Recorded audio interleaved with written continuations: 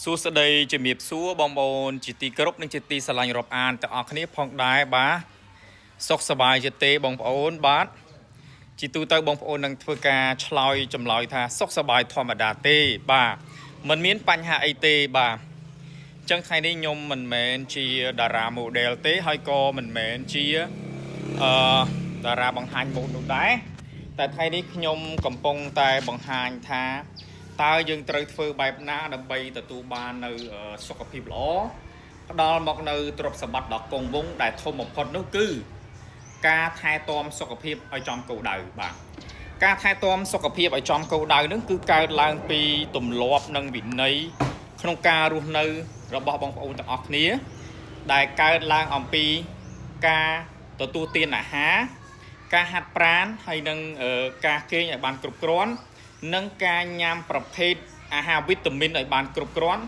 ព្រោះក្នុងមួយថ្ងៃបងប្អូនទទួលទានអាហារបានត្រឹមតែឆ្អែតមួយក្រពះតែប៉ុណ្ណោះมันបានឆ្អែតនៅក្នុងរូបរាងកាយបងប្អូនទាំងអស់គ្នានេះហើយគឺជាមូលហេតុមួយដែលយើងចាំបាច់ត្រូវតែយល់ដឹងអំពីការថែទាំសុខភាពឲ្យចំគោលដៅដែលយើងមានវិធីការពីប្រសើរជាងឈឺនៅក្នុង page ផងខ្ញុំផ្ទាល់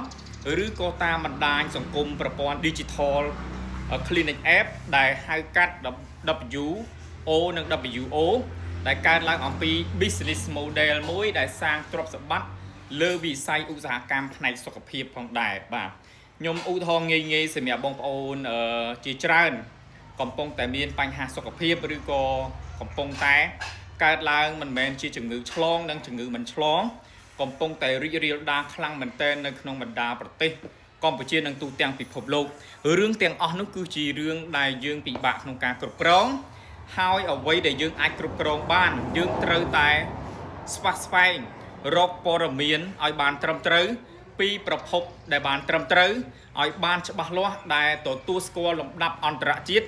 ដែលមានការធានាខុសត្រូវជាមួយនឹងសិភៅពេទ្យអន្តរជាតិដែលឈរលើវិស័យឧស្សាហកម្មផ្នែកសុខភាពនេះហើយគឺជាមូលហេតុមួយដែលយើងត្រូវតែស្វែងយល់រកព័ត៌មានឲ្យគ្រប់ជ្រុងជ្រោយតាមបណ្ដាញសង្គមប្រព័ន្ធ social network តាមប្រព័ន្ធ AI តាមប្រព័ន្ធការ search ឬក៏ស្រាវជ្រាវជាច្រើនដើម្បីឲ្យចំណេះដឹងយើងមាននោះចម្ងល់យើងនឹងលែងមានបាទរាល់ចំណុចនៃបញ្ហានៅក្នុងពិភពលោកកើតឡើងជារៀងរាល់ថ្ងៃចំណុចទី1គឺពាក់ព័ន្ធជាមួយនឹងគេហៅថាខ្យល់បរិយាកាសជុំវិញខ្លួនរបស់បងប្អូនទាំងអស់គ្នាដែលយើងដកដង្ហើមចេញចូលរាល់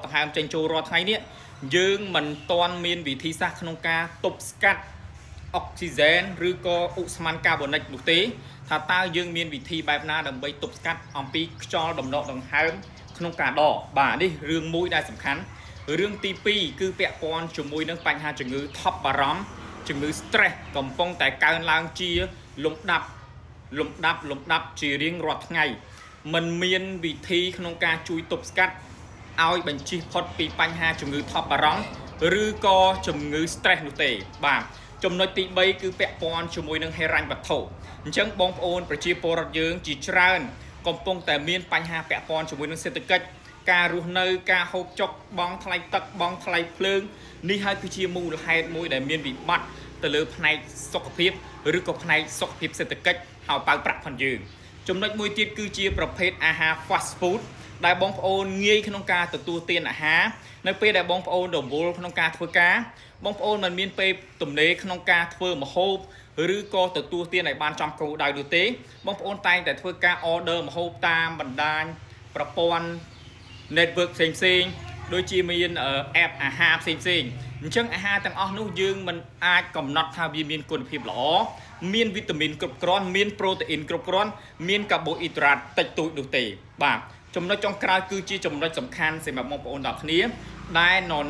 ណាក៏មានបញ្ហាគឺកើតឡើងពីជំងឺដែរជំងឺលើសជាខ្លាញ់លើរាងកាយដែលបង្ហាញថាយើងទាំងអស់គ្នានឹងវិវត្តទៅដល់ប្រព័ន្ធស៊ាំអាំងស៊ូលីន resistant ដែលកើតឡើងប្រឈមមុខជាមួយនឹងជំងឺទឹកនោមផ្អែមអូតូម៉ាទិកដែលកើតឡើងពីតំណពូជនិងជំងឺទឹកនោមផ្អែមកើតឡើងពីរបបអាហារដែលបងប្អូនទទួលទាននៅពេលដែលយើងមានបញ្ហាតាក់ទងនឹងជំងឺទឹកនោមផ្អែមនោះបញ្ជាក់នឹងមានជំងឺឱកាសនិយមបន្ថែមទៀតដូចជាជំងឺរលាកសួតជំងឺបញ្ហាលើសសម្ពាធឈាមជំងឺគាំងបេះដូងជំងឺដាច់សរសៃឈាមខួរក្បាល នេះហើយគឺជាមូលហេតុដែលយើងត្រូវតែស្វែងយល់ពីព័ត៌មានដែលត្រឹមត្រូវពីប្រភពដែលត្រឹមត្រូវនោះយើងនឹងជៀសផុតពីបញ្ហាទាំងអស់នោះបាទអញ្ចឹងជាចុងក្រោយមានតែជូនពរបងប្អូនទាំងគ្នាជួយធ្វើការ share ជួយធ្វើការ share និង follow page ម្នាក់មួយនិងជូនពរឲ្យបងប្អូនជួបតែសំណាងល្អនិងសុខសុវត្ថិភាពគ្រប់ក្រុមគ្រួសារផងដែរអរគុណជម្រាបលាបាទ